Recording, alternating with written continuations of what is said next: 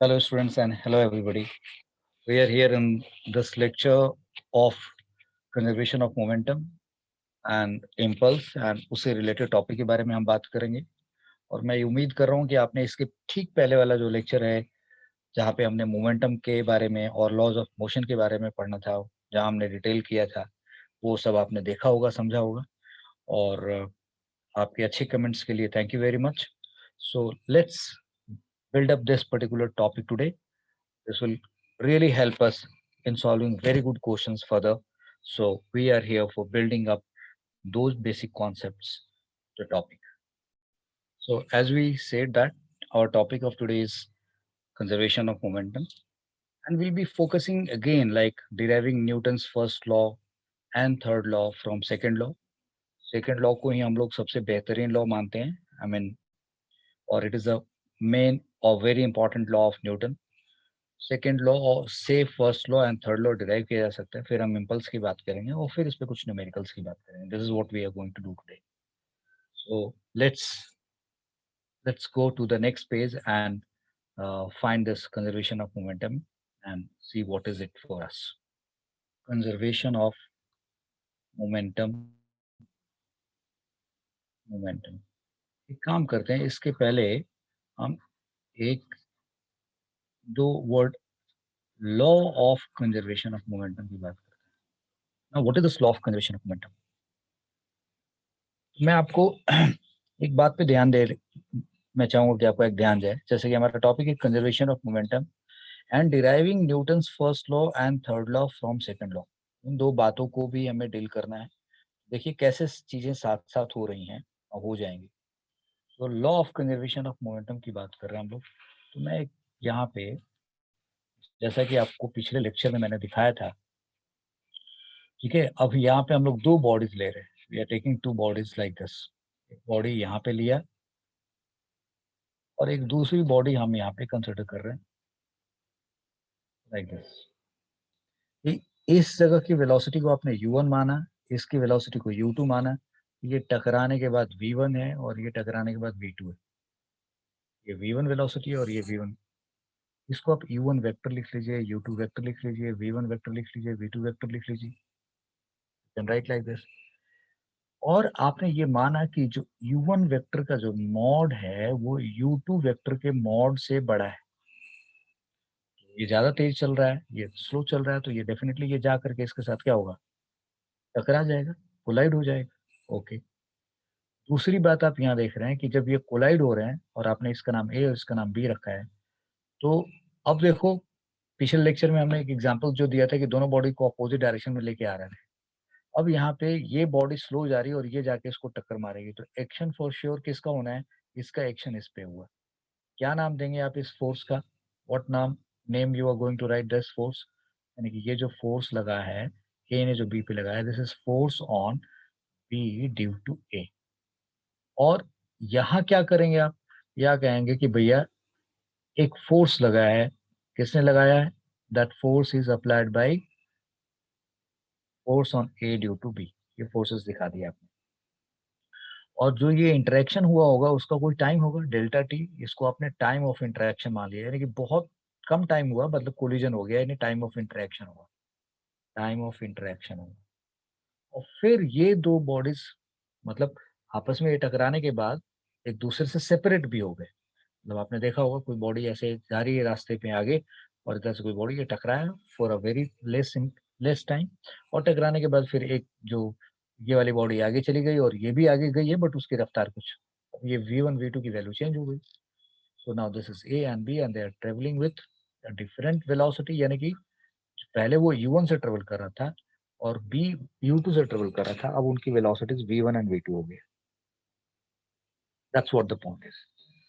Now law of conservation of momentum को हमें समझना है। इसके तहत law of conservation of momentum को समझाने के लिए पहले एक बेसिक बात मैं यहाँ पे लिखना चाहूंगा न्यूटन सेकंड लॉ से, और उसके बाद फिर इसको डील करेंगे।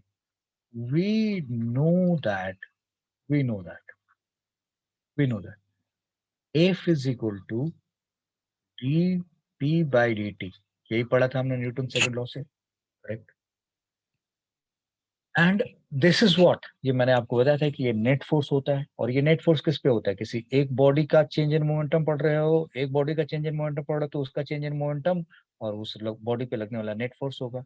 और अगर सिस्टम के लिए पढ़ोगे, अगर किसी सिस्टम के लिए पढ़ोगे तो भैया वो सिस्टम का चेंज इन मोमेंटम और यहाँ सिस्टम पे लगने वाला फोर्स होगा। बट ये होता क्या है, इसको हम एक्सटर्नल फोर्स के तरीके से लेते हैं। किसी एक बॉडी पे एक ही फोर्स लग रहा है, वो एक्सटर्नल फोर्स हो गया। और अगर सिस्टम आपस में टकरा रहा है, जैसे कि ये दोनों बॉडी को आप इसको एक सिस्टम मान लीजिए, इनको आप एक सिस्टम मान लेंगे, तो ये इस पे या ये इस पे फोर्स लग रहा है, तो इन पे बाहर से तो कोई फोर्स नहीं लग रहा है। So we know that F external is this. So this implies if F external यानी कि एक्सटर्नल फोर्स अगर जीरो जीरो हो, एफ एक्सटर्नल अगर जीरो हो, तो अगर ये जीरो हो गया तो डीपी बाई डी टी को क्या होना पड़ेगा? डीपी बाई डी टी को जीरो होना पड़ेगा। और differentiation of differentiation of a constant क्या होता है? जीरो होता है। तो ये क्या इम्प्लाइज करेगा कि पी क्या होना चाहिए? कांस्टेंट होना चाहिए। 3 स्टेप में ये बात समझ लें आप कि we know that F external is dp by dt. This is what we knew from Newton's second law, right? और वी नो दैट कि ये नेट फोर्स होता है किसी बॉडी पे या किसी सिस्टम पे। अगर बॉडी के लिए पढ़ रहे हैं, एक्सटर्नल फोर्स बॉडी पे ही लग रहा है, तो ये बॉडी का rate of change of momentum है। अगर सिस्टम पे एक्सटर्नल फोर्स लग रहा है, तो ये सिस्टम का चेंज इन मोमेंटम है। This is what we have learn. So if F external is dp by dt and if F external is zero, then dp by dt is equal to zero. This implies P is equal to constant. यानी कि ये P किसका constant होगा? अगर body पे ये लगने वाला फोर्स है, अगर वो जीरो हो गया तो बॉडी का मोमेंटम कांस्टेंट रहेगा। और अगर सिस्टम पे लगने वाला एक्सटर्नल फोर्स जीरो है तो सिस्टम का मोमेंटम कांस्टेंट रहेगा। तो that is what we are saying.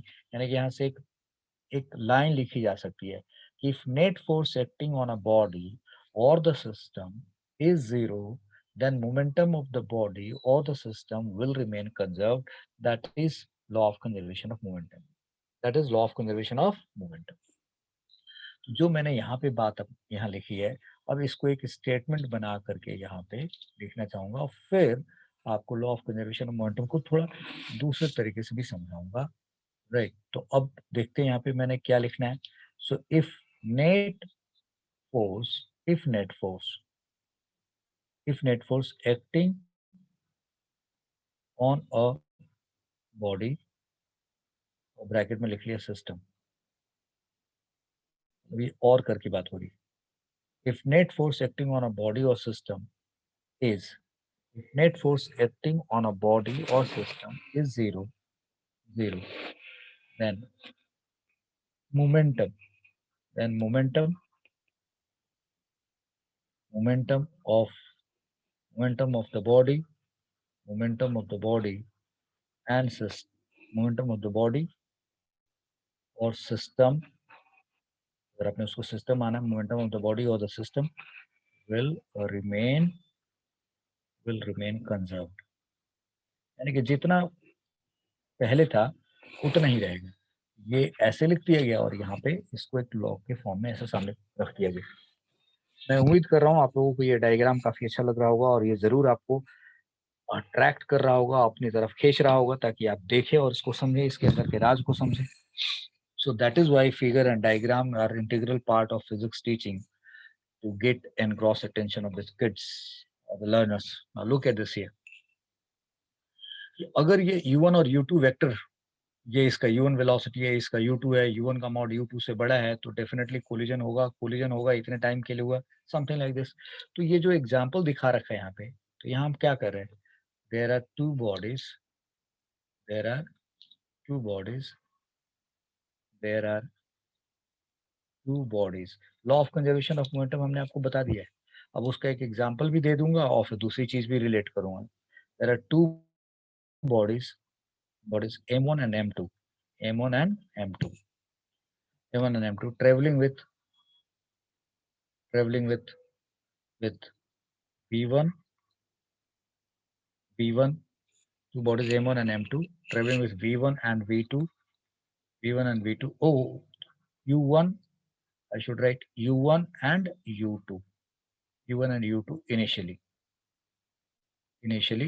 u1 and u2 से, and u1 mod is greater than u2 mod. Thus, अच्छा, traveling u1 and u2 initially, u1 mod is greater than u2 and u2, direction of u1 and u2, direction of u1 and u2 are same. Directions of u1 and u2 are same. अब ये क्यों लिखना जरूरी था? मान लीजिए u1 आप इधर दिखा दें और u2 इधर दिखा दें, ये इधर जा रही है, इधर जा रही है, तो कोलिजन नहीं हो पाएगा. So there are two bodies m1 and m2 traveling with u1 vector, u2 vector initially, and u1 mod is greater than u2. और यहाँ पे and करके आप लिख लो and directions of u1 and u2 are same. ठीक है जी. So definitely अब इतने डिस्क्रिप्शन से ये समझ में आ रहा है कि कोलाइड करेंगे. So these bodies will collide. These bodies will collide. Will collide because the direction same है. Because u1 is these bodies will collide as shown. As shown because लिखने की जरूरत नहीं है क्योंकि समझा दिया कि u1 u2 का डायरेक्शन सेम है और u1 का मॉड u2 से बड़ा है. So they will collide as shown. Let delta t is time duration of collision of and after collision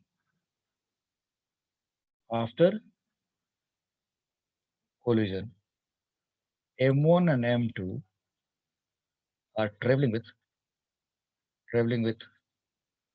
v1 vector and v2 vector as shown, that is in same direction. तो क्या sir conservation of momentum को पढ़ने के लिए, समझाने के लिए direction same होना चाहिए? नहीं, ये जरूरी नहीं है, ये जनरलाइज कॉन्सेप्ट है. बट एक बच्चे को पहली बार दिखाना है तो सिंपल केस लेके किया जाता है. That is what we are doing here. तो यानी कि ये u1 और u2, अब देखो ये बात मैंने बोला कि जनरलाइज है, हर तरीके से ये कॉन्सेप्ट अप्लीकेबल है, बट ये सब कुछ लिखा नहीं मैंने. तो जो सुनेगा वो समझेगा, वही लिख पाएगा. और ये बात जो मैंने कही है उसको किसी बच्चे को सुन करके अपने नोटबुक में लिखनी चाहिए. So there are two bodies m1 and m2 traveling with u1 and u2. Initially u1 greater than u2 and directions of u1 u2 are same. These bodies will collide as shown. Let delta t is time duration of collision and after collision m1 m2 are traveling with v1 and v2 as shown, that is in same direction. Okay जी. तो अब ये collision हो गया. तो अब जब collision हुआ तो अब उस केस पे ए ने बी पे फोर्स लगाया और बी ने ए पे फोर्स लगाया. ए ने बी पे फोर्स लगाया तो एक काम करते हैं. Forces applied F A B is force on A due to B. Force on A due to B. Force on A due to B, and FBA is force on B due to A. This is what we know. Okay. So change in momentum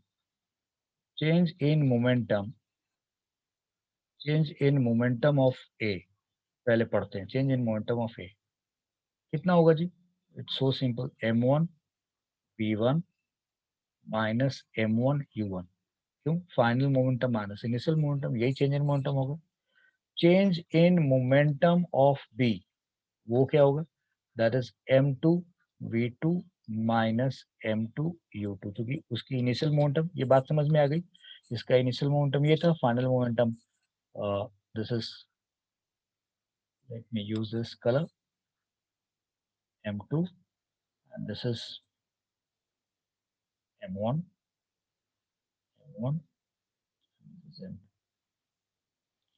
So यानी कि m2 v2 इसका final momentum है और m2 u2 इसका initial momentum है. इसका m1 v1 final momentum है, इसका m1 u1 इनिशियल मोमेंटम है. तो जो हम लोगों ने पिछले लेक्चर में पढ़ा है उसके हिसाब से हमने इसको डील कर लिया. So this is m1 v1 minus m1 u1. ये change in momentum of A हुआ, ये change in momentum of B हो गया. It's very nicely understood now. So if delta t is time duration of collision, duration of collision, अगर ये time duration of collision है, then okay, तो rate of change of momentum, then rate of change in momentum, rate of change in momentum of A, तो क्या होगा? We're writing m1 v1 minus u1 on delta t. और rate of change in momentum of B की बात करें तो वो क्या लिखेंगे आप? Will be writing m2 and this is v2 minus u2 on delta t. Okay जी, तो इसका मतलब सर ए के चेंज इन मोमेंटम ये हुआ, बी का चेंज इन मोमेंटम ये हुआ, तो अब ए और बी के अंदर जो चेंज इन मोमेंटम हुआ वो क्यों हुआ? वाई ए का मोमेंटम चेंज हो गया, बी का मोमेंटम चेंज हो गया? क्योंकि ये आपस में टकरा गए, और टकराने के दौरान क्या हुआ, ए ने बी पे और बी ने ए पे फोर्स लगाया। तो हमने तो न्यूटन सेकंड लॉ से पढ़ा है ना भाई कि ए पे जो फोर्स लगेगा, ए पे जो फोर्स लगेगा, नेट फोर्स जो लगेगा, वही उसके change in rate of change of momentum के बराबर होना चाहिए। So by Newton second law, by Newton's Newton second law force on A due to B की बात करें, force on A due to B की बात करें तो वो क्या होगा? फोर्स ऑन ए पूछ रहे हैं, force on A due to B, यानी कि ए का चेंज इन मोमेंटम पढ़ लीजिए। तो ए का चेंज इन मोमेंटम क्या हुआ, ये आया। So this is m1 and this is you are writing v1 minus u1 this upon delta t, ये लिखा आपने, correct? Force on A due to B is this, and force on B due to A अगर आपसे पूछा जाए तो वो क्या होना चाहिए? So that should be m2 and this is v2 minus u2 upon delta t, ये force on B due to A होना चाहिए, करेक्ट? अब हमें इस इंफॉर्मेशन में तो हमें कोई दिक्कत ही नहीं है, न्यूटन सेकंड लॉ है, चेंज इन मोमेंटम हो गया, न्यूटन सेकंड लॉ हमने देख लिया। अब हमें एक बात मालूम है क्या, कि ये जो बॉडीज हैं ए और बी, ये आपस में टकरा रही है ना। अगर हम इनको ए और बी को एक सिस्टम का पार्ट मान लें तो फोर्स ए बी और फोर्स बी ये क्या होगा? इंटरनल फोर्सेस होंगे, correct? So what I am saying that, यहाँ तक हमने ले रखा है। अब आगे बात जो मैं कर रहा हूँ वो ये कि we know that F A B is equal to minus F B A, correct? तो इसका मतलब कि this should be equal to minus of this. तो अगले पेज पे हम इसको लेके जाएं और लिखे इस इंफॉर्मेशन को, यानी कि m1 v1 minus u1 upon delta t should be equal to minus m2 v2 minus u2 upon delta t, लिखना चाहिए हमें। और अब अगर ऐसा लिखते हैं तो देखो जी, दोनों तरफ से डेल्टा टी गायब हो जाएगा, तभी आप क्या लिखेंगे, m1 v1 माइनस u1, और इधर से आप क्या लिखेंगे, माइनस m2, और ये क्या आएगा, v2 माइनस u2 आप लिखेंगे। अब खोलिए इसको, तो ये m1 v1 आ गया, ये क्या आ गया, m1 u1 आ गया, और यहाँ क्या हो, माइनस m2 v2 आ गया, और फिर और क्या है जी, minus minus plus m2, what we have written. अब यार इस टर्म को इधर लेते जाओ और इस माइनस वाले को इधर लेके आओ, तो ये आपके पास क्या बना, m1 v1 plus m2 v2 and that is equal to m1 u1 plus m2 u2। So what we learn, अगर आप यहाँ पे गौर करें, यहाँ पे आप गौर करें तो आपके लिए कुछ खास डिश बन के तैयार है। So what is that, you see, आपने Newton's I mean conservation of momentum पढ़ा था, law of conservation of momentum, आपने ये डायग्राम देखा है। और मैंने बोला कि देखो जी, न्यूटन सेकंड लॉ को हम बेस मान के चले कि ये बॉडीज आपस में कोलाइड करेंगी, ये इस पे फोर्स लगाएगी, ये इस पे फोर्स लगाएंगे, और rate of change of momentum force होता है तो ये ऐसे होना चाहिए। और फिर न्यूटन थर्ड लॉ को यूज किया कि ये फोर्सेस इक्वल एंड अपोजिट होना चाहिए, फिर इसको यूज करने के साथ हम यहाँ पे पहुंचे और यहाँ से ये आ गया। तो ये क्या है, व्हाट इज दिस नाउ, ये लेफ्ट हैंड साइड क्या है, ये लेफ्ट हैंड साइड क्या डील कर रहा है? So this is and this is saying what, ये मोमेंटम आफ्टर कोलिजन है, मोमेंटम आफ्टर कोलिजन है, अगर आप गौर करें तो कोलिजन है। और ये क्या है जी, मोमेंटम बिफोर कोलिजन है, मोमेंटम बिफोर कोलिजन। किसका मोमेंटम है सर बिफोर कोलिजन? ये मोमेंटम ऑफ सिस्टम है, मोमेंटम ऑफ सिस्टम, ये मोमेंटम ऑफ सिस्टम है। कौन से सिस्टम का? Momentum of system. कुछ समझ में आ रहा है, नहीं आ रहा है? यानी कि जो ये ए और बी बॉडी का एक सिस्टम मान लिया जाए, तो इस सिस्टम का टोटल मोमेंटम बिफोर कोलिजन क्या था? m1u1 plus m2u2। इसका देखो तो m1v1 प्लस m2v2। तो इसका सम और इसका सम अगर आप देखें तो आपको क्या मिल रहा है?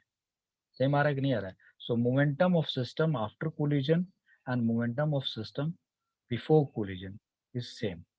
दिस सेज दैट कि momentum momentum before momentum of system system before collision before collision before collision is equal to momentum of system after collision after collision after collision। लेकिन शर्त क्या था इसका? शर्त ये है कि इनको आपने एक सिस्टम मान लिया। ए और बी का जो बॉडी है, इसको एक ही सिस्टम के दो पार्ट्स मान लिए। तो जो फोर्सेस इनका लगे वो एक दूसरे के साथ लग गए, इंटरनल फोर्सेस थे भाई। तो इंटरनल फोर्सेस थे, यानी कि बाहर से कोई एक्सटर्नल फोर्स नहीं लगा। एक्सटर्नल फोर्स नहीं लगा तो जाकर के ये मोमेंटम कंजर्व हुआ। यानी कि ये जो आपने कंजर्वेशन लॉ के कि if net force acting on a body और system is zero, then momentum of the body or system will remain conserved. That's what the point is. So ये इसमें condition क्या है कि momentum of system before collision and momentum of system after collision ये कब होगा? if if external force if external force on system is zero। अब जैसे ये लिखो, राइट, तो एक बच्चा सोचेगा कि सर जब भी दो बॉडी आपस में टकराएंगे तो इनके फोर्सेस तो एक दूसरे के साथ ही लगेंगे, तो इसको आप एक सिस्टम ही मान लोगे, तो यानी कि मोमेंटम ऑलवेज कंजर्व रहेगा। मैं हाँ या ना में आंसर देने के बजाय मैं उसको एक्सप्लेन करना चाहूंगा। अब देखो, अगर दो ही बॉडी की बात करो, सिर्फ इन्हीं दो की बात करो, तो अगर मैं इनको आपस में यानी कि एक सिस्टम का एक पार्ट मान रहा हूं तो इनका मोमेंटम कंजर्व नजर आ रहा है। लेकिन अगर मैं इसको ए को ए में सिर्फ चेंज इन मोमेंटम स्टडी करो, if I study change in momentum of A, तो इसमें चेंज इन मोमेंटम हुआ है कि नहीं हुआ? हुआ है, बिल्कुल हुआ है। क्योंकि ए पे बी ने जो फोर्स लगाया वो एक्सटर्नल फोर्स था उसके लिए, क्योंकि ए के लिए बी एक्सटर्नल है और बी के लिए ए एक्सटर्नल है। तो देखो, दो नजरिया है ना, टू पॉइंट ऑफ व्यूज है ना। एक पॉइंट ऑफ व्यू से अगर आप देख रहे हैं, एक्सटर्नल के नजरिए से देखना चाह रहे हैं, आप देखना चाह रहे हैं कि वन में चेंज हुआ या नहीं हुआ, तो वन पे टू ने फोर्स लगाया, तो वन के लिए टू जो फोर्स लगाया वो एक्सटर्नल फोर्स है, तो वन के अंदर चेंज इन मोमेंटम हुआ है। टू पे वन ने फोर्स लगाया तो टू के लिए वन एक्सटर्नल है, तो उस पे एक्सटर्नल फोर्स लगाया है, तो यानी कि टू के अंदर चेंज इन मोमेंटम हुआ है। बट वन और टू को किसी एक सिस्टम का पार्ट मान रहे हैं हम, तब सिस्टम का जो मोमेंटम पहले था बिफोर कोलिजन और सिस्टम का मोमेंटम जो है आफ्टर कोलिजन, उसमें कोई फर्क नहीं पड़ा। यस। तो एक नजरिए से इंडिविजुअल बॉडी को जब आप अलग अलग बॉडी मान के चल रहे हैं, सिस्टम का नहीं मान रहे हैं, तो उसमें हुआ है। और दो बॉडीज को इकट्ठे आप एक सिस्टम मान ले रहे हैं, तो सिस्टम का जो टोटल मोमेंटम नेट मोमेंटम पहले था वही रह गया। अब अगर आप तीन बॉडी ले लें और तीन बॉडी को आप लाइक, एक कार यहाँ से जा रही है, एक कार ऐसे आ रही है और एक कार उधर से आके टकरा जाए, और तीन में से किसी एक बॉडी को आप ना पढ़े, सिर्फ दो को पढ़े, तो उन दो पे जो तीसरे बॉडी ने जो फोर्स लगाया वो क्या हो गया? एक्सटर्नल फोर्स हो गया कि नहीं हो गया? तब अगर तीन बॉडी आपस में टकराती हैं और उसमें से आप एक काम करिए, दो बॉडी को एक एक दो बॉडी को आप इकट्ठे मान लीजिए और तीसरी बॉडी को एक अलग बॉडी मान लीजिए, तो फिर तीसरे में चेंज इन मोमेंटम होगा कि नहीं होगा? होगा। और इन दोनों का जो सिस्टम है उसमें चेंज इन मोमेंटम होगा कि नहीं होगा? होगा। बट अगर तीनों को एक सिस्टम का पार्ट मान लेंगे आप, तो फिर उस केस में तीनों का initial momentum before collision and तीनों का फाइनल मोमेंटम आफ्टर कोलिजन अगर कंसिडर करेंगे, तो वहां पे चेंज इन मोमेंटम नहीं होगा। मैं एक बड़ा अच्छा एग्जांपल दे रहा हूँ।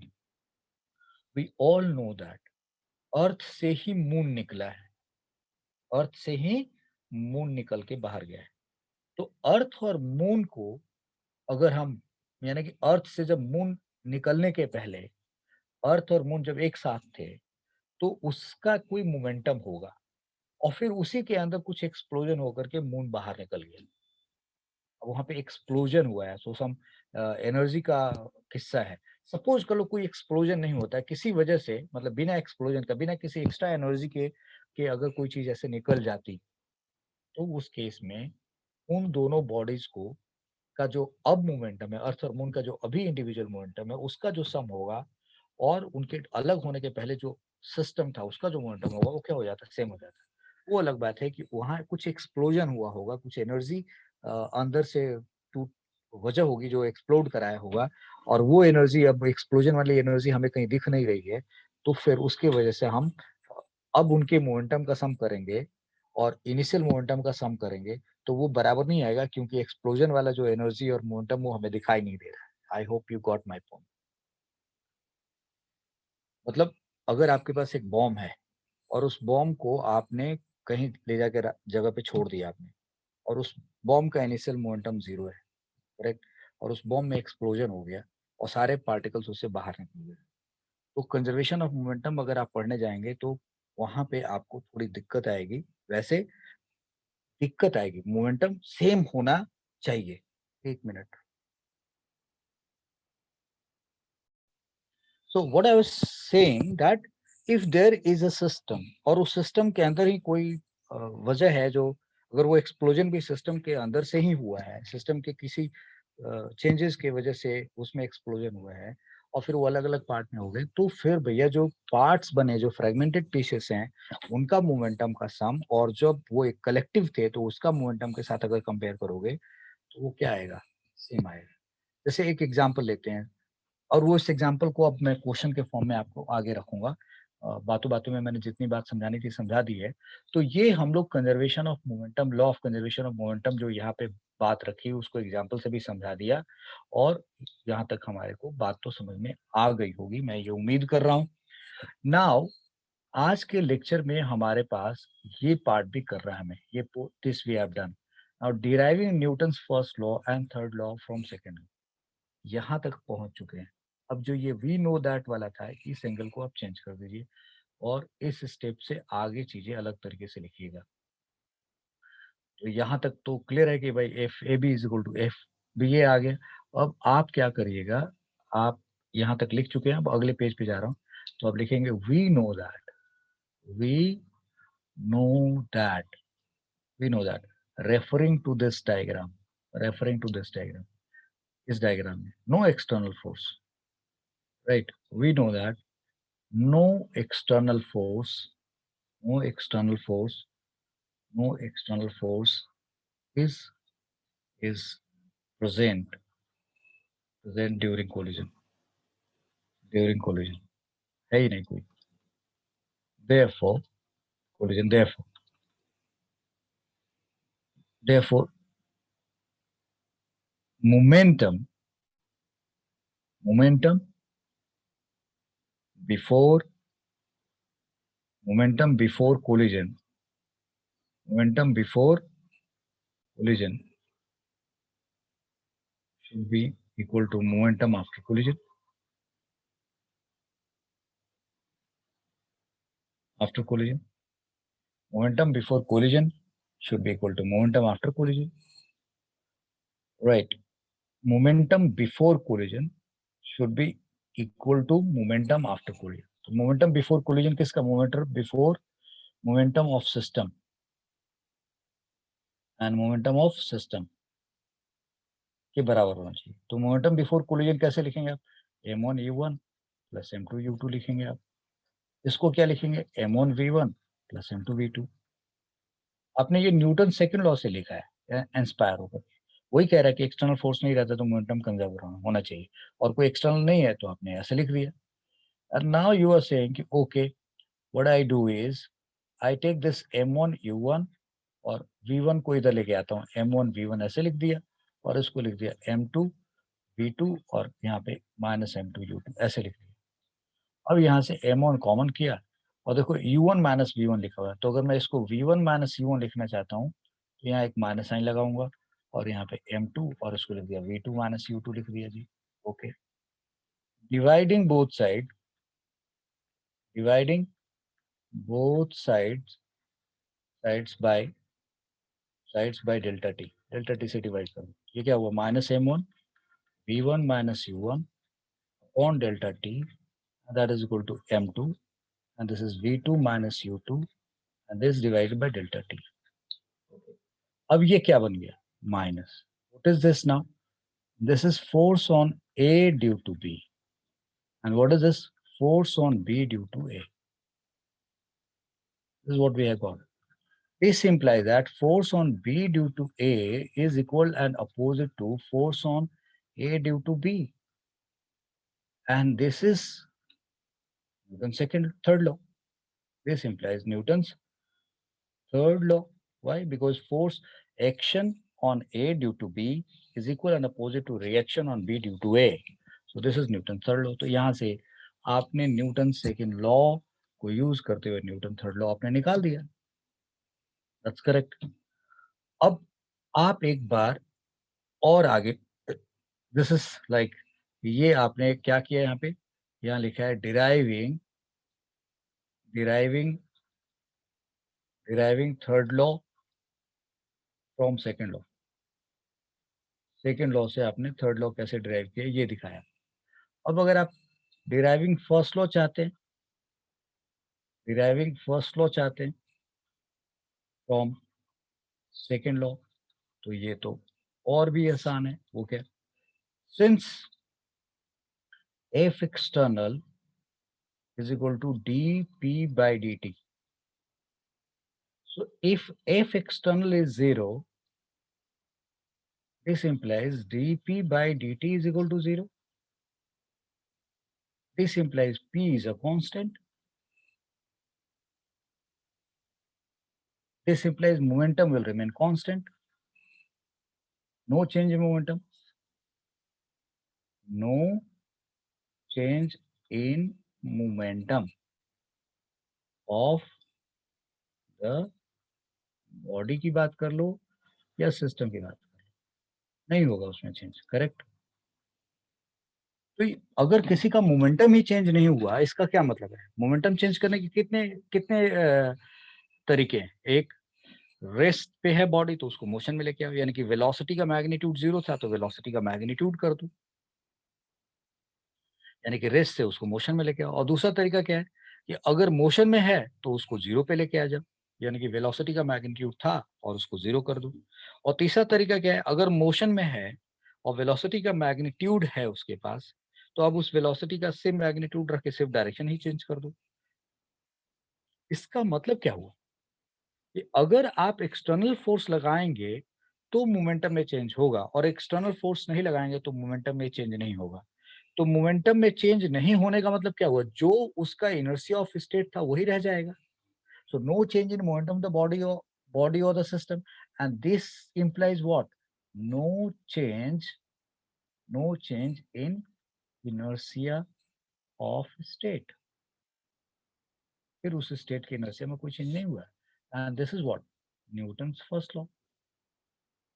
यही तो न्यूटन फर्स्ट लॉ है ना, कि भाई जब तक कि कोई एक्सटर्नल फोर्स ना लगे, यानी कि कोई फोर्स ना लगे, तब तक भैया बॉडी के अंदर change in inertia of state नहीं हो सकता. और इनर्शिया ऑफ स्टेट चेंज होने का मतलब कि मोमेंटम में चेंज लाना हुआ. तो दैट इज फर्स्ट लॉ. आपने यहाँ से डिराइव कर दिया न्यूटन सेकंड लॉ से. तो इस तरीके से आज के लेक्चर में हम लोगों ने ये दो इंपॉर्टेंट बातों. Now we are saying what we need to understand what is impulse. अब इम्पल्स क्या चीज है? चलो जी इम्पल्स की तरफ चलते हैं. क्या भाई इम्पल्स क्या चीज है? So I I want to introduce this impulse here on this page only. Impulse. एक मिनट.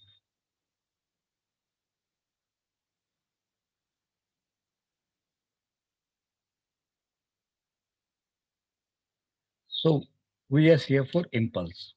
अब ये impulse क्या चीज है? तो ध्यान रखना, मैं अपना नाम लेते हुए एक बात कह रहा हूँ. इम्पल्स अपने आप में कोई मीनिंग नहीं रखता. इम्पल्स अपने आप में कोई मीनिंग नहीं रखता जब तक कि आप पूरा वर्ड ना लिखें. इम्पल्स होता किसका है? What is the meaning of impulse? Impulse होता है किसी फोर्स का. फिजिक्स के नजरिए से। फिलोसफिकल नजरिए से क्या हुआ, मान लिया मैं बैठा हूँ और अचानक मैं बहुत अच्छे मूड में हूँ एंड मेरे अंदर अंदर अंदर कोई बात मुझे याद आई। सपोज करो किसी ने मेरे को बहुत पहले गाली दे रखी थी और वो गाली मेरे को याद आई और अचानक मेरे चेहरे का एक्सप्रेशन बदल गया और मुझे गुस्सा आ गया और मैं भी गाली दे दी। तो अब बताओ, ये तो सब कुछ साइकोलॉजिकल चीजें है भाई, इसमें तो किसी ने बाहर से कोई फिजिकल फोर्स डाला नहीं। किसी ने मुझे साल भर पहले गाली दी थी, मैं बैठे बैठे कोई काम कर रहा था, अचानक मेरे दिमाग में वो बात आई और वो बात मेरे दिमाग में आई, मुझे भी गुस्सा आता गया और मैं उसको बैठे बैठे गाली दे रहा हूँ। तो ये साइकोलॉजिकल इम्पल्स है, फिजिक्स इसको नहीं पढ़ता है। फिजिक्स के नजरिए में इम्पल्स किसकी बात हो रही है, फिजिक्स के नजरिए से अगर इम्पल्स की बात करें तो so I was so till now I have given you like कि एक एग्जांपल दिया था कि साइकोलॉजिकल इम्पल्स की बात करता है and I am saying physics जो है ये साइकोलॉजिकल इम्पल्स को नहीं पढ़ता है। फिजिक्स में जब हम इम्पल्स की बात करते हैं तो यहाँ इंपॉर्टेंट हो जाता है इम्पल्स ऑफ अ फोर्स। तो the real word is impulse, impulse of the force. किस फोर्स का इम्पल्स पढ़ रहे हैं हम, इम्पल्स ऑफ द फोर्स। अगर आप फोर्स नहीं बताएंगे तो इम्पल्स किसका पढ़ेंगे आप। फिजिक्स में वो फोर्स इंपॉर्टेंट है जिस जिस फोर्स का आप इम्पल्स पढ़ रहे हैं, क्योंकि वो फोर्स है जो इम्पल्स वो फोर्स है जो इम्पल्स हमें दिखाता है। फोर्स का इम्पल्स होता है, इम्पल्स ऑफ द फोर्स। तो देखो, वी नो दैट ये है क्या चीज, मैं इसको डिफाइन करने के पहले आपको वो चीज आपके सामने लाना चाहूंगा। So we know that, like यहाँ पे देखो, we know that as per Newton second law this F is equal to dp by dt। Oh, dp by dt ये इंस्टेंटेनियस फॉर्म में लिखा हुआ है। तो दिस इंप्लाइज कि अगर dp निकालना चाहते हैं आप तो वो क्या होगा, f dt होगा। What is dp, small change in I mean change in momentum in a very small time. And what is this f, ये एफ वो फोर्स है जो मोमेंटम में चेंज लेके आ रहा है। F is that force, F is that force which is responsible to bring change in this momentum.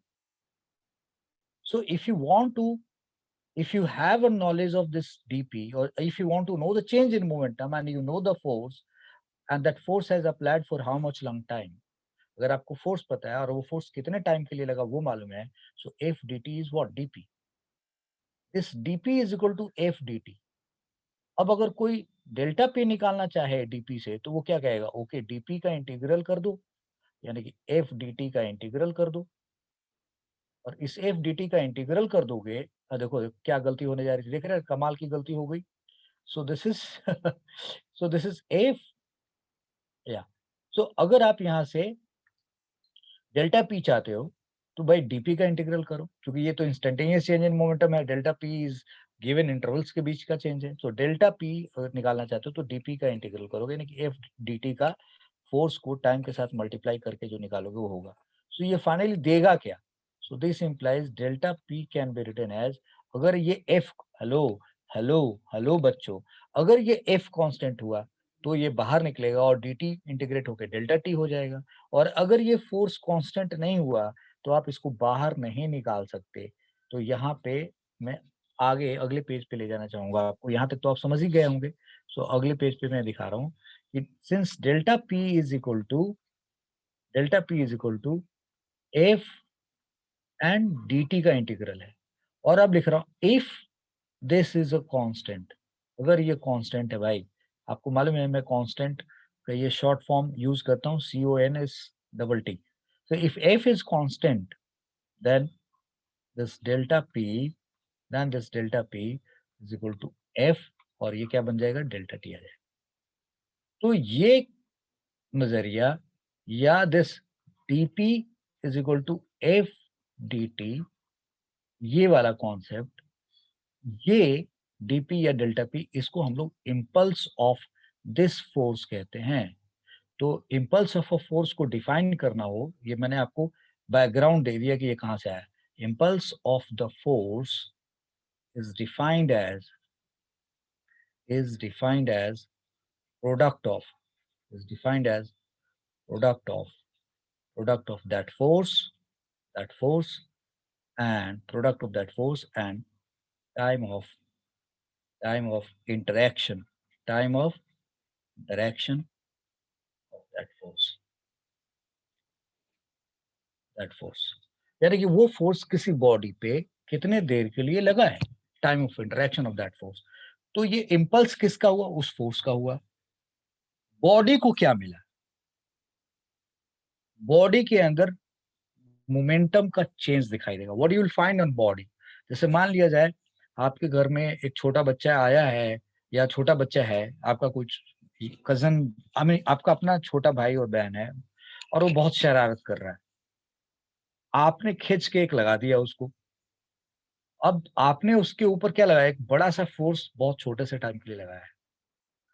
अब उसके गाल को पता है कि आई मीन बड़ा सा फोर्स छोटे से टाइम के लिए पड़ा है, लेकिन उसके बिहेवियर में क्या चेंज आएगा, अगर वो छोटा है वो आपको नहीं पीट सकता, तब तो वो वहां से रोते रोते बाहर निकलेगा, और आपके पेरेंट्स उस बच्चे के अंदर चेंज इन मोमेंटम देखेंगे, और चेंज इन मोमेंटम देख करके वो अंदाजा लगा लेंगे कि इसको इम्पल्स मिला है।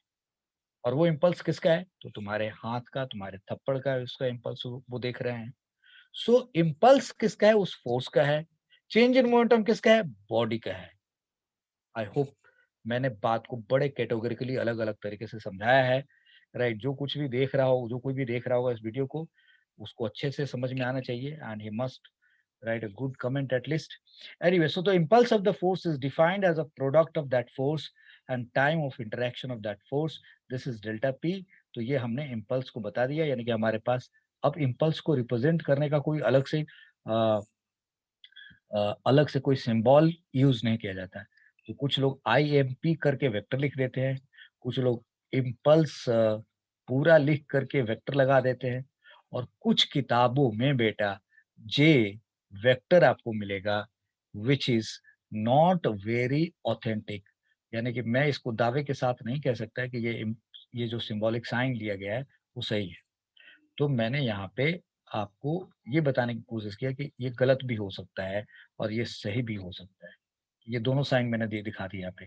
तो कुछ लोग इम्पल्स को ऐसे लिखते हैं, कुछ लोग इम्पल्स ऐसे लिख देते हैं, कुछ लोग जे वेक्टर लिख देते हैं, और ये हुआ क्या, एफ, और अगर छोटे से बहुत छोटे से टाइम के लिए है तो dt हुआ, और नहीं तो हमने ऐसे लिख दिया।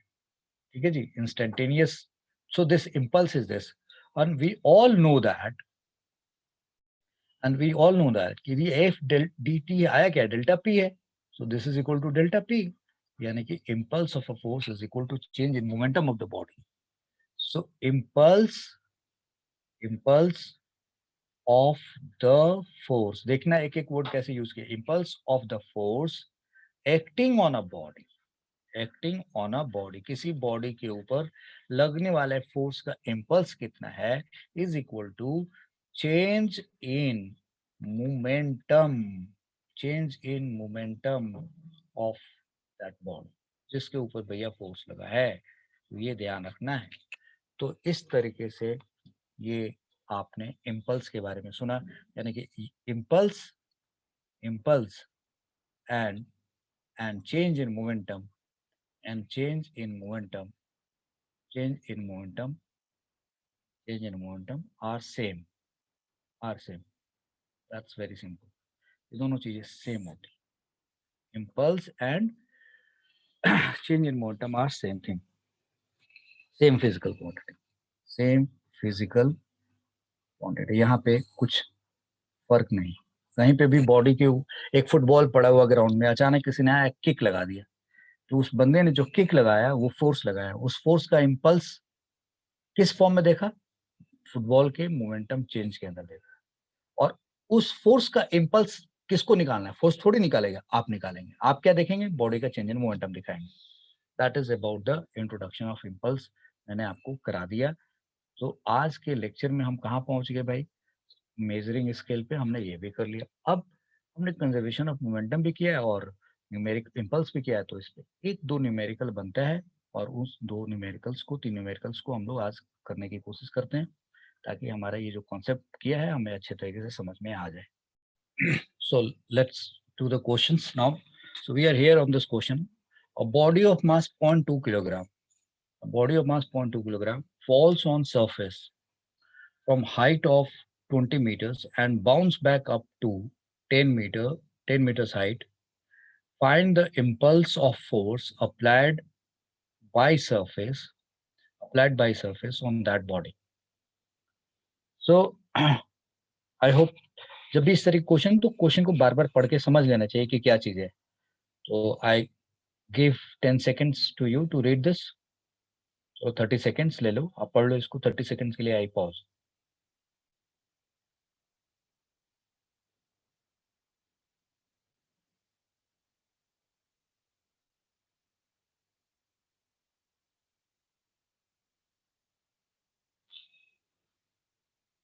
सो now what I am saying that कि एक 0.2 किलोग्राम की मास की बॉडी है, falls on a surface from a height of 20 meters and bounce back up to 10 meters height. Find the impulse of force applied by surface on that body. तो क्या करेंगे आप? एक छोटा सा रेफरेंस फिगर ले लीजिए. Think of a reference figure. ये आपके लिए एक रेफरेंस फिगर मैं बना देता हूँ. सपोज ये एक सरफेस है आपके पास और इस सरफेस के ऊपर आपने किसी बॉडी को यहाँ से फॉल होने दिया. किसी बॉडी को आपने यहाँ से फॉल होने दिया. एक बॉडी आपने यहाँ से फॉल होने दी. This body is falling down and this height is 20 metre, यानी कि this height is 20 मीटर. और ये फॉल करने के बाद यहाँ से बाउंस बैक होती है. This body bounce back from here. यहाँ पे फॉल की. फॉल करने के बाद वो यहाँ से बाउंस बैक होती है. अब बाउंस बैक करके किसी हाइट तक जाती है एंड दैट हाइट इज, जो हाइट वो पहुंची है वो है 10 मीटर. यानी कि सिर्फ यहाँ तक आती है लौटने के बाद. यानी कि this body reaches up to this much height होगी. तो आप समझ गए होंगे मैं क्या कहना चाह रहा हूँ.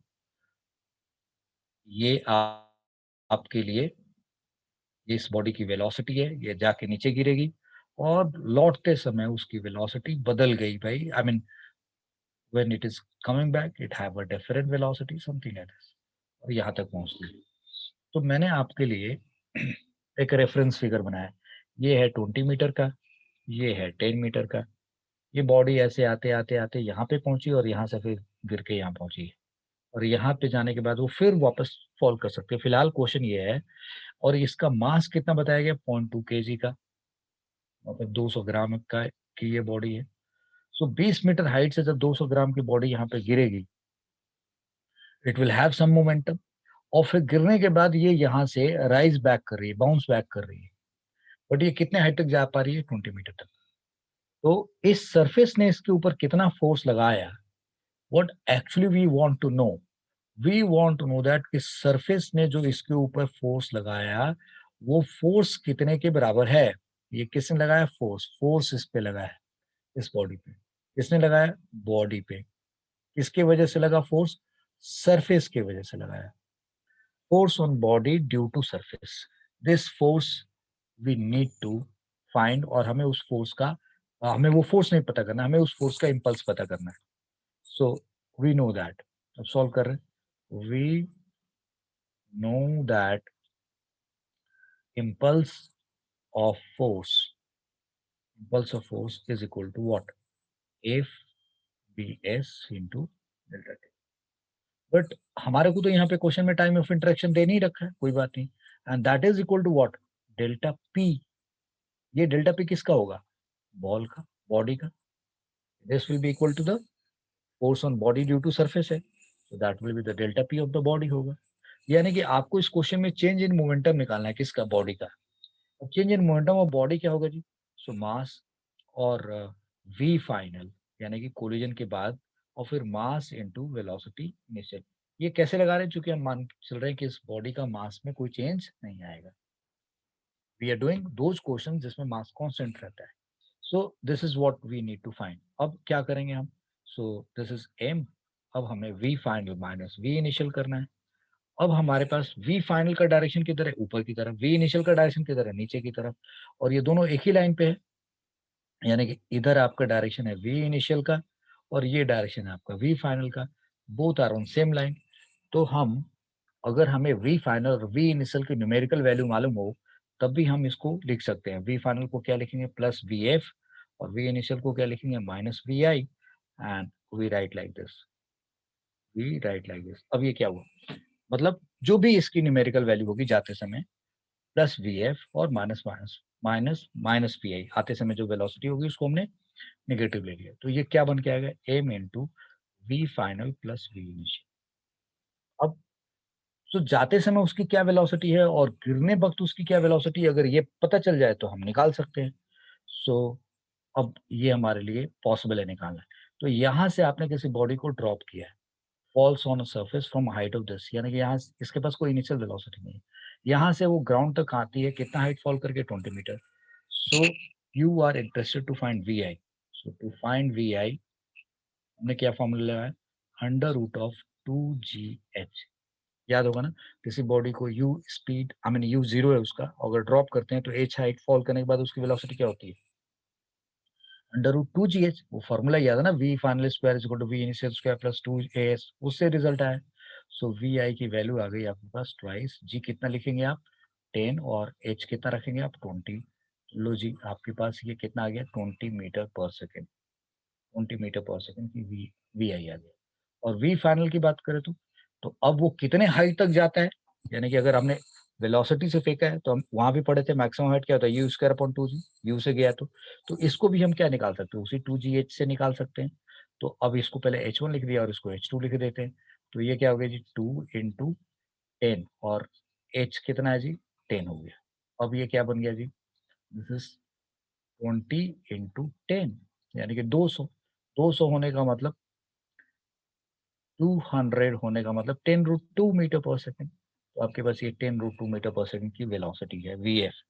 तो आपने बोला कि जो इम्पल्स ऑफ फोर्स होगा, आपने जो बोला जो इम्पल्स ऑफ फोर्स होगा वो डेल्टा पी के बराबर आएगा, चेंज इन मोमेंटम के बराबर आएगा। और चेंज इन मोमेंटम आप निकालते गए तो चेंज इन मोमेंटम का डायरेक्शन किधर होगा, V final minus V initial, यानी कि ये पॉजिटिव आएगा ना, ये ऊपर के तरफ लगेगा। ये फोर्स बी एस है, यानी कि ये force on body due to surface है, और यही डेल्टा पी का डायरेक्शन होगा। तो अब आपका क्वेश्चन सॉल्व हो गया। So delta P of body जो आया वो आया कितने के बराबर, सो मास है 0.2 kilogram, and change in velocity सब कुछ करके आप यहाँ पे डाटा रखना है आपको 20 plus V final was 10 root 2 और ये 20 है, तो मैंने यहाँ ऑर्डर फॉलो नहीं किया, चलो 10 रूट 2 कर दिया, 10 रूट 2 प्लस 20 कर दिया। अब आप इसको सॉल्व कर दीजिए। So 0.2 into 10 that is 2 root 2, 2 into 10 is 2, 2 root 2, और यहाँ पे देखो 20 into 0.2 that comes out 4।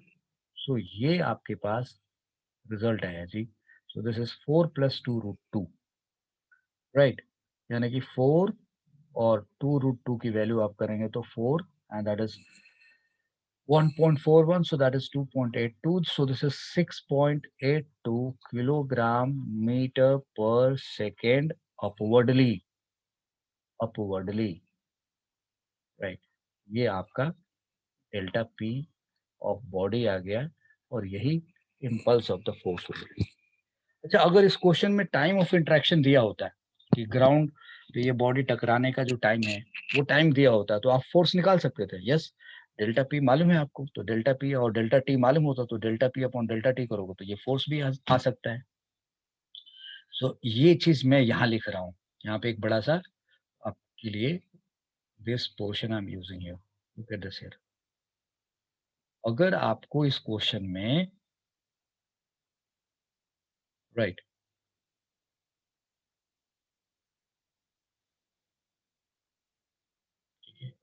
Look at this here, अगर आपको इस क्वेश्चन में if delta T is equal to कोई वैल्यू ले लिया, let suppose 0.2 seconds, 0.2 second, then find find कहा गया force on body due to surface, यानी कि ये फाइंड करो। तो आप क्या करते, तो डेल्टा पी निकाल चुके थे आप, तो delta P upon delta T, and that is equal to force on P due to S, ये इसका मॉड ऐसे आ जाता है। ये डेल्टा पी की वैल्यू कितनी निकाली आपने 6.82, और आपने नीचे कितना रखना है 0.2 रखना है। तो जी ये क्या है 0.682/2, यानी कि ये सॉल्व होके क्या आ गया 0.341 Newton. That's what the point is. ठीक है, अगर ये आपने इस तरीके से क्वेश्चन करना है, यानी कि 0.31 न्यूटन, यानी कि this change in momentum will, कुछ गड़बड़ लग रहा है, yes we have done a mistake here, नीचे 0.2 है, 6.82 अपॉन 0.2 है। देखो ये गलती क्या हो गई, तो ये इसको आप बनाओगे तो ये 68.2 आ जाएगा, ये यहाँ पे एरर हो रहा था। यस, अच्छा हुआ इसी टाइम पे एरर पकड़ गया, ऐसे छोटे छोटे एरर चुक जाते हैं तो जाके बाद में बहुत चुभता है टीचर को कि यार ये क्या हो गया। सो दिस इज 68.2 हुआ, ये क्या हुआ 68.2 आ गया, 6.82 अपन 0.2 करोगे तो ये 68.2 आ गया अपॉन 2 हो गया, सो दिस बिकम्स 34.1 न्यूटन। ये यहाँ से उड़ाना होगा, तो अचानक नजर पड़ गई कि यार इतना कम कैसे आ रहा है, ना ये गलती पकड़ में नहीं आ रही। 34.1 न्यूटन हमारा फोर्स होगा, 34.1 न्यूटन, 34.1 फोर्स आ गया जी। तो आपने देखा कि कैसे क्वेश्चन इम्पल्स का हम लोगों ने किया यहाँ पे। अब मैं आपको एक और बेहतरीन एग्जांपल दिखा रहा हूँ इम्पल्स का। So let's see here, we are going to this question now. A disc of mass 0.2 kilogram, एक डिस्क है 0.2 kilogram, is made stable in air, हवा में उसको हमने रख दिया है, इसको खड़ा, हवा में उसको स्टेबल कर दिया गया, due to continuously hitting marbles each of mass 20 gram. तो मैं आपको ये चाहूंगा कि आप इसको ऐसे समझें, लुक एट दिस हियर, ये एक डिस्क समझिए आप, कि दिस इज अ डिस्क, ये डिस्क है आपका, ये डिस्क है, और इस डिस्क का मास कितना है जी 0.2 किलोग्राम, ठीक है, और ये जो सारे मार्बल हैं वो 20 ग्राम के हैं, 20 ग्राम के मार्बल है, 20 ग्राम बोले तो इनका मास कितना हुआ जी किलोग्राम में, 20 ग्राम डिवाइडेड बाय 10 का पावर 3, यानी कि 20 इंटू 10 का power -3 kilogram, that will B 0.02 kg, this is your 20 gram. तो एक मार्बल इतने ग्राम का है, एंड कहा जा रहा है कि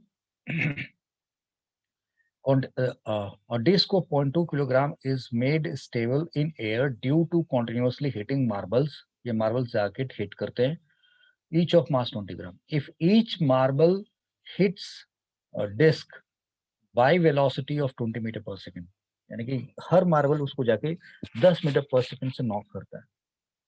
how many marbles are hitting per second, ये क्वेश्चन है कि इतने मार्बल्स पर सेकेंड उसको हिट कर रहा है, और क्या कहा जा रहा है, assume collision of marbles with disc is elastic, मतलब यहाँ इलास्टिक कहने का मतलब परफेक्टली इलास्टिक होना चाहिए, परफेक्टली इलास्टिक, यानी कि ये डिस्क, यहाँ ये जो मार्बल है डिस्क से टकराते हैं, और टकराने के बाद जितनी वेलोसिटी से टकराते हैं उतनी वेलोसिटी से वापस आ जाते हैं,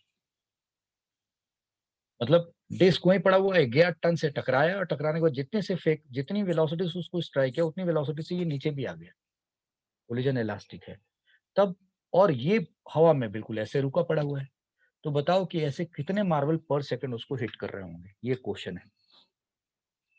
तो क्या करने जा रहे हैं हम लोग यहाँ पे, सो विल चूज लाइक, ठीक है जी, पहले हम कैसे कॉन्सेप्ट को, मैंने इस क्वेश्चन को पढ़ के कैसे लगेगा कि ये इम्पल्स का क्वेश्चन है या डेल्टा पी का क्वेश्चन। देखो जी, एक मार्बल है, कितने टाइम के लिए जाके उसको हिट किया और लौट के चलाया, टक टक टक टक ऐसे कुछ हो रहा होगा, यानी कि एक बड़ा सा मोमेंटम गया और फिर चेंज इन मोमेंटम उस मार्बल में हो गया। तो चेंज इन मोमेंटम किसमें हुआ, मार्बल में हुआ, चेंज इन मोमेंटम मार्बल में हुआ, इसका मतलब ये हुआ कि जो डिस्क है वो डिस्क मार्बल को फोर्स लगा रहा होगा, और जब मार्बल पे डिस्क फोर्स लगा रहा हो, मार्बल पे जब डिस्क फोर्स लगा रहा हो तो मार्बल भी डिस्क पे फोर्स लगा रहा हो, तो बड़े सारे मार्बल मिल करके फोर्स उसको लगा देते हैं, और जिसके वजह से उसका जितना वेट है नीचे गिरने के लिए, जितना mg लग रहा होगा उतने के बराबर ये मार्बल उस पर फोर्स लगा देते होंगे ऊपर की तरफ, और तब जाके वो स्टेट ऑफ रेस्ट में आ जाता होगा, स्टेबल हो जाता होगा। So how to lead for solution, अब देखो सॉल्यूशन की लीड कैसे निकलेगी, ये देखो। So what will say that, change in momentum निकालते हैं, like delta P, delta P of each marble, each marble, delta P of each marble, एक मार्बल के अंदर चेंज इन मोमेंटम कितना हुआ, मास कितना उसका 0.02, ठीक है, ये 0.02 उसका मास है, और V final minus V initial करेंगे उसका, तो 0.02 मास हो गया, और वी फाइनल क्या हुआ, मतलब मार्बल नीचे आ रहा है तो वो वी फाइनल हो गया, और ऊपर जा रहा है तो वो वी इनिशियल हो गया। अब आपको कोई एजम्पशन लेना पड़ेगा, तो लेट सपोज वी फाइनल और वी फाइनल इनिशियल में ये आपका डायरेक्शन वी फाइनल का है और ये आपका डायरेक्शन वी इनिशियल का है। अब आप किसको माइनस और किसको प्लस लेना चाहते हैं, आपकी इच्छा है। So I will take V final को प्लस, वी फाइनल को प्लस लेते हैं और वी इनिशियल को माइनस लेते हैं, ताकि ये रिजल्ट हमारा प्लस में आ जाए, जस्ट विद दैट सेंस। तो वी फाइनल कितना हो गया भाई, 10 हो गया। चलिए तो बोला कि कोलिजन इलास्टिक है, तो 10 मीटर पर सेकंड से हिट किया और 10 से ही लौट के आ रहा है, तो ये +10 हो गया, ये माइनस और ये -10 हो गए। आपने डाउनवर्ड को प्लस लिया है, डाउनवर्ड पॉजिटिव, और अपवर्ड को नेगेटिव लिया, ये सोच करके आप ऐसा किए। तो ये 0.02 आ गया और ये प्लस हो गया जी, तो ये 20 हो गया। सो 20 इंटू 0.2 करोगे तो यानी कि ये आया कितना सर, एक जीरो किया 0.2 यानी कि 0.4 किलोग्राम मीटर पर सेकेंड। ये एक मार्बल का चेंज इन मोमेंटम है, एक मार्बल का चेंज इन मोमेंटम है। Okay, any doubt? नहीं, ऑल राइट। अब एक मार्बल का चेंज इन मोमेंटम ये है, so let n marbles are striking, n marbles are striking per second, n marbles are striking पहले, और चलो ठीक है n marbles per second करते हैं। तो एक एक मार्बल का चेंज इन मोमेंटम इतना हुआ, तो n मार्बल का मतलब n इंटू 0.4 हो गया, हाँ n इंटू 0.4 हो गया। This is n marbles are striking per second, so n into 0.4। अब आपने स्ट्राइकिंग पर सेकंड कहा है, तो ये चेंज इन मोमेंटम है ना भाई, ये क्या है, चेंज इन मोमेंटम है किसका, मार्बल का। तो अगर एक सेकंड के अंदर n मार्बल स्ट्राइक किए होंगे, तो इतना 0.4 इंटू n किलोग्राम मीटर पर सेकेंड, यानी कि अब ये क्या बन जाएगा, किलोग्राम मीटर पर सेकेंड, ये एक का था और डिवाइडेड बाय पर सेकेंड कर दिया, ये क्या आ गया n इंटू 0.4 किलोग्राम मीटर पर सेकेंड स्क्वायर। ये क्या बन गया, change in momentum delta P upon delta T आ गया, यानी कि this is the force, this is force applied by by disk on balls collectively in 1 second। यानी कि अगर n मार्बल्स स्ट्राइक किए, तो मार्बल्स के ने मिल करके उसको स्ट्राइक किया, तो इन मार्बल्स पे इकट्ठे 1 सेकंड में उसने कितना फोर्स लगा दिया, तो ये निकाला जी। ओके, तो जितना फोर्स मार्बल्स पे लगा होगा वो ये है, तो इन मार्बल्स ने उसके ऊपर कितना फोर्स लगाया होगा वो भी इसके बराबर ही होना चाहिए। देयरफॉर फोर्स ऑन डिस्क कितना होगा, फोर्स ऑन डिस्क कितने के बराबर होना चाहिए, वो भी n इंटू 0.4 के बराबर होना चाहिए, सेम, बट अपवर्डली होना चाहिए, यानी कि मार्बल्स के लगने के वजह से, मार्बल्स के कोलाइड करने की वजह से फोर्स ऑन डिस्क इतने के बराबर आएगा, n इंटू 0.4 न्यूटन के बराबर आएगा। यस, तो इतना फोर्स उस पे लगा होना चाहिए। अब यहाँ पे एक बाइफोकेशन करते हैं हम लोग यहाँ पे इस जगह को यूज करने के लिए, and now I am saying कि but disc is stable, but disc is stable in air. इसका मतलब क्या हुआ कि मार्बल्स ने जो उस पे फोर्स लगाया होगा, that force must be equal to mg of the disc. तो ये कितना है जी, n इंटू 0.4, और डिस्क का मास कितना है 0.2 किलोग्राम, और g कितना लिया 10। This n into 0.4 is equal to कितना हो गया, ऊपर इधर 2 आ गया, this n is equal to what we are going to get here, 2 upon 0.4। Now this is 20 upon 4. So this comes out how much? So this n is equal to 5 marbles per second, 5 marbles per second। ठीक है जी, clear हो गया point? तो इस तरीके से यानी कि 5 मार्बल पर सेकंड में लगेंगे, तब जाकर के ये होगा। अब इसका मतलब ये नहीं हुआ कि हर क्वेश्चन में 5 ही मार्बल होएगा भाई, डाटा चेंज कर दो, चीजें बदल जाएंगी। क्लियर है पॉइंट? अब तुम कहोगे सर लेकिन आपने तो 6 मार्बल दिखा रखा है। अरे भाई, मैं क्वेश्चन सॉल्व करने के पहले थोड़ी जानता हूँ कि क्या आंसर होगा। आई होप यू गॉट इट। तो अब अगर क्वेश्चन सॉल्व हो गया, 5 आया, तो आप उसमें से एक जो टेढ़ा है उसको हटा दो। सो लेट सपोज अब मैं यहाँ से इसको एक को हटा रहा हूं मैं, बुरा नहीं मानेंगे आप ठीक है कि और ठीक है जी, एक को हमने यहाँ से हटा दिया, बोला भाई चल तेरा काम नहीं है, हटा दिया।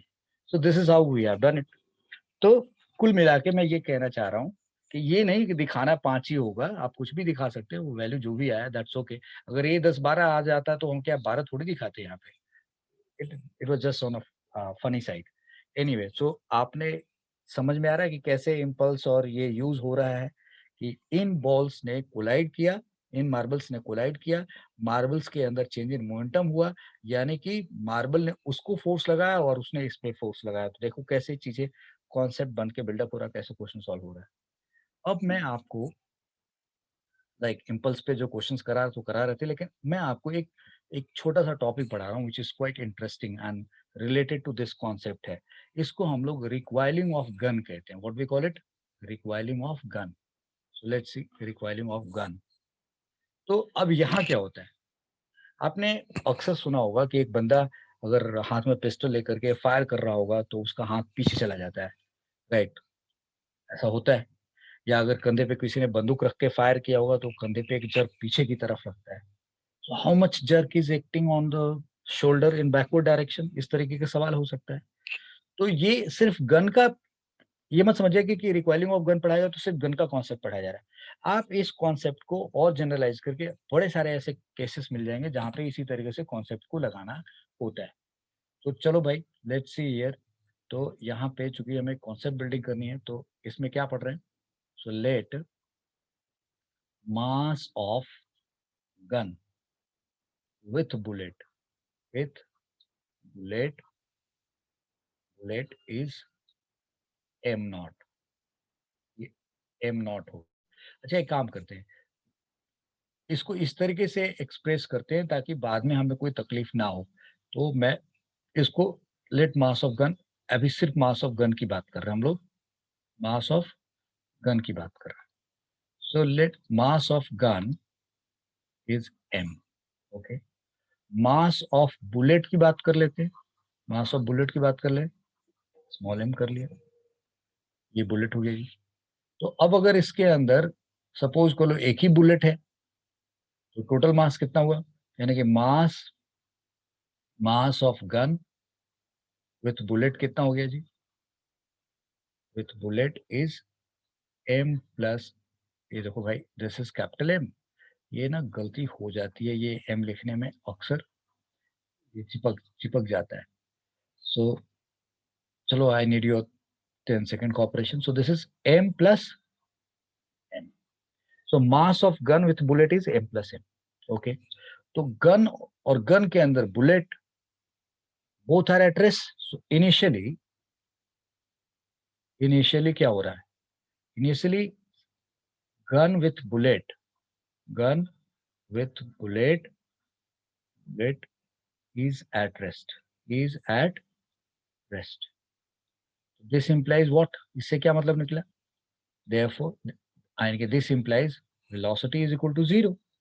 तो इनिशियल मोमेंटम कितना है जी? Initial momentum of the system, initial momentum of the system is what? M plus M, and this into 0. So that is equal to 0. Let bullet is fired. Bullet is, so let bullet is fired and bullet, bullet comes out, comes out with velocity, with velocity v। तो अब यहाँ से एक bullet बाहर निकला, और ये bullet जो बाहर निकला, यहाँ से जो बुलेट बाहर निकला, ये बुलेट है आपका, and this bullet is coming with velocity v, v velocity से बाहर आ गया। तो अगर बुलेट v वेलोसिटी से बाहर आया, ठीक है, then then what then by conservation of momentum. अब तुम कहोगे ये कंजर्वेशन ऑफ मोमेंटम क्यों लगा रहे हैं आप? तो आप एक बात बताओ कि ये जो गन बुलेट कहाँ था? गन के अंदर था। आपने इस घोड़े को ऐसे दबाया है सिर्फ, तो किसी ने कोई बाहर से एक्सटर्नल फोर्स तो नहीं लगाया ना कि आप गन को हाथ में पकड़े हुए हैं, आपने गन को हाथ में पकड़ा हुआ है, इसको पिस्टल कहते हैं। तो आपने पिस्टल को हाथ में पकड़ा हुआ और एक फिंगर को आपने इस घोड़े पे लगा करके प्रेस प्रेस कर दिया। तो आप और पिस्टल कुल मिलाकर के एक सिस्टम बन गया और पिस्टल के अंदर बुलेट है। तो आपने जो पिस्टल पे फोर्स लगाया, घोड़े पे जो फोर्स लगाया आपने, उसके वजह से उसने बुलेट को हिट किया होगा अंदर और फिर बुलेट फट गया और फटने की वजह से वो बाहर निकल गया। This is how the internal mechanism of getting bullet fired. तो कंजर्वेशन ऑफ मोमेंटम यहाँ पे क्यों लग रहा है? क्योंकि हम ये कह रहे हैं कि गन के अंदर बुलेट और आपने हाथ में पकड़ा हुआ है, यानी कि all are one all are one system and these all are part of that system। तो बाहर से कोई फोर्स तो लगाया नहीं। ऐसा नहीं कि जिस बंदे ने पिस्टल पकड़ा हुआ था उस बंदे को किसी ने पीछे से धक्का लगाया और बंदे की उंगली जो है इस पे दबी हुई नहीं थी, कहीं और पकड़ा हुआ था, तो पिस्टल फायर थोड़ी हो जाएगा जब तक कि घोड़ा ना दबे। So then by conservation of momentum, why? Because there is since no external force, since no external force, कोई बाहर का फोर्स नहीं है। अगर ये आपको दिक्कत हो रही है समझने में तो इसको सोचिए तो ये क्लियर हो जाएगा। तो एक्सटर्नल फोर्स नहीं है तो भाई ठीक है, इसका मतलब आप ये समझिए कि initial momentum of the system and final momentum of the system क्या होना चाहिए? Same. I hope you got it. थोड़ी देर के लिए जिस बंदे ने इसको पकड़ा हुआ है वो गन और गन के साथ, मतलब इसमें आप इसको दो तरीके से एनालाइज कर सकते हैं। ठीक है जी, चलो मैं मेरे ख्याल से जितना बताया हूँ काफी है। अभी इसके आगे जाने पे कंफ्यूजन बढ़ने लगेगा आपका, इसलिए इतना इतना काफी है। So then by conservation of momentum, तो आप क्या करेंगे? मोमेंटम बिफोर मोमेंटम या initial momentum momentum should be equal to final momentum यही होना चाहिए। अब इनिशियल मोमेंटम कितना है जी? M plus M into zero. और फाइनल मोमेंटम क्या है जी? ये एम और वी वेलोसिटी से बुलेट एक बाहर निकल गया, तो बचा क्या जी? एम। और अब जो वेलोसिटी, यानी कि हमें नहीं मालूम कि ये पिस्टल है वो आगे जाएगा पीछे जाएगा, तो let suppose we don't know, तो यानी कि वेलोसिटी ऑफ गन कर दिया। So this is M into V and this is mass mass into velocity of gun. क्योंकि जब बुलेट फायर होगा तो ऑब्वियसली गन हिलेगा नहीं हिलेगा, मूव करेगा नहीं करेगा, फॉरवर्ड जाएगा बैकवर्ड जाएगा। So we don't know anything. तो हमने बोला इनिशियल मोमेंटम गन और बुलेट का जीरो था, और बुलेट का ये मोमेंटम और फाइनल भैया ये है तुम्हारे पास। अब अगर इस सिचुएशन में देखें तो ये तो जीरो हो गया, तो अब ये क्या आएगा? दिस जीरो, और इसको इधर लेके आया तो माइनस एम वी, और इज इक्वल टू क्या हुआ? M into velocity of gun. और इसको आगे बढ़ाओ तो वेलोसिटी ऑफ गन आया कितने के बराबर? Minus M V upon M. अब मैं चाहूंगा कि आप थोड़ा इस रिजल्ट पे अपना रहमो करम बरसाएं, मतलब थोड़ा ध्यान दें इसके ऊपर। ये तो यहाँ फिट नहीं बैठेगा। So let me use this one.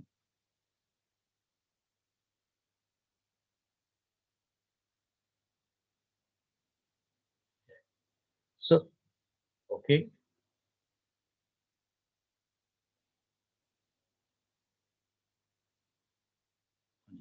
सो अगर आप इस रिजल्ट पे गौर करें तो ये क्या निकल के आया कि this is saying that this gun is moving in negative direction. मतलब बुलेट जिधर गया पॉजिटिव है, तो गन किधर जा रहा है? पीछे जा रहा है। और उसकी वेलोसिटी क्या है? ये निकल के आया। तो ये जो गन का पीछे आना होता है इसको हम लोग रिक्वाइलिंग कहते हैं। This is called recoiling. तो ये रिक्वाइलिंग ऑफ गन का जो फेनोमेनन है उसमें गन की वेलोसिटी ये हो गई। तो आपके पास एक तरीके से वेलोसिटी ऑफ गन क्या निकल के आया? That is minus mass into velocity of bullet divided by mass of, ये रिजल्ट आ गया आपके पास।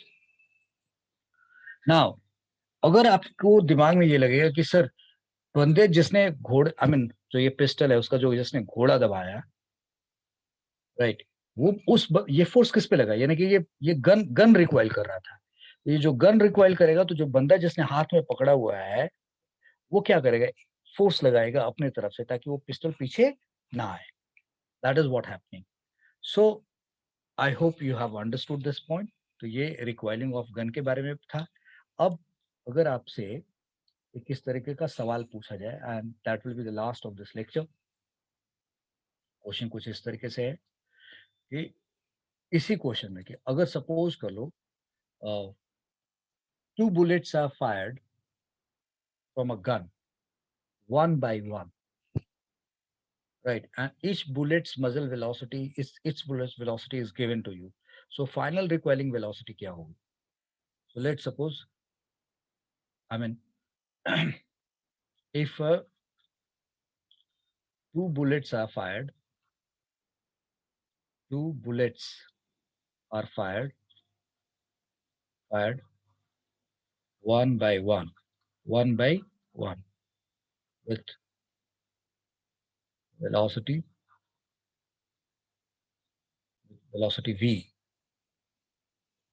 v, find final recoiling velocity of gun in the last question, in the last concept, in the last concept. Yeah, चलो, find recoiling velocity of gun. ये ऐसे question बना रहे हैं तो हम लोग इसको थोड़ा सेपरेट कर रहे हैं.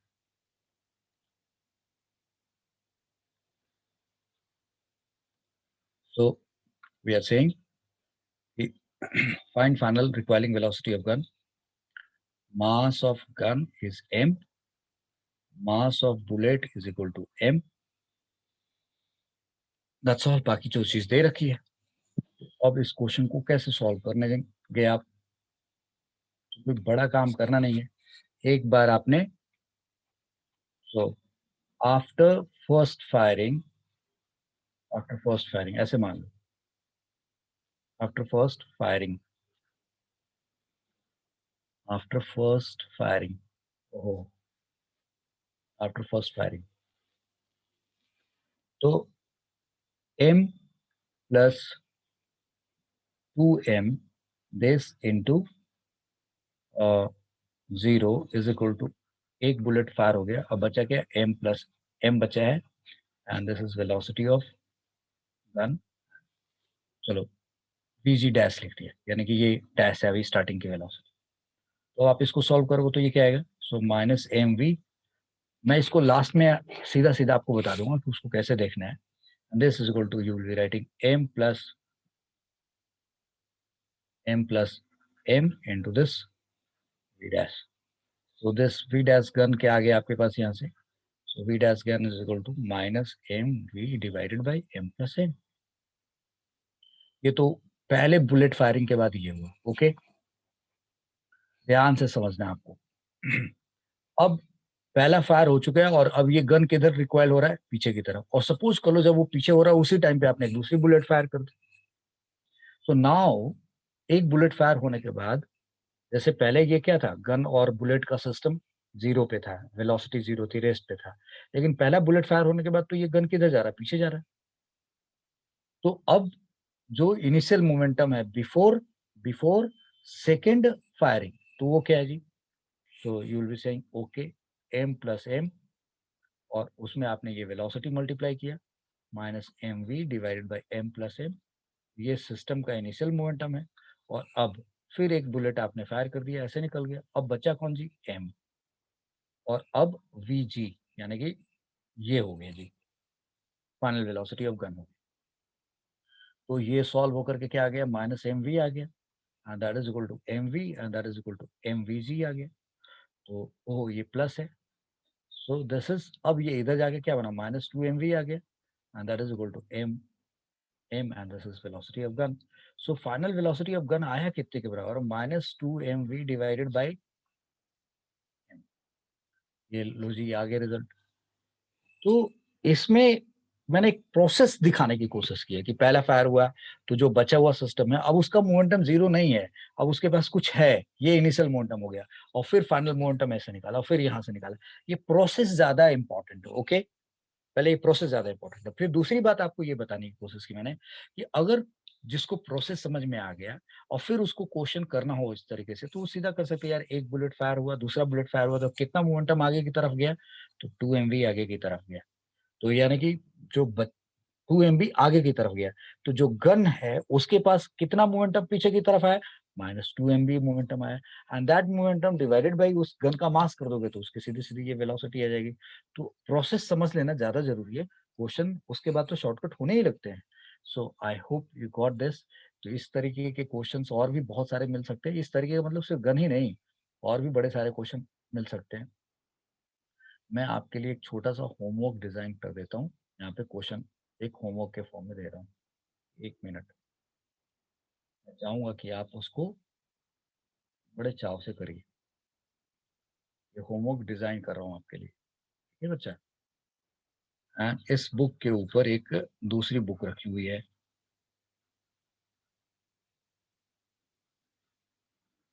दूसरी बुक रखी हुई है, और इन दोनों बुक को किसी ने, ठीक है, ये दो बुक रखी हैं। लेट सपोज ये बुक फिजिक्स की है और ये बुक केमिस्ट्री की है।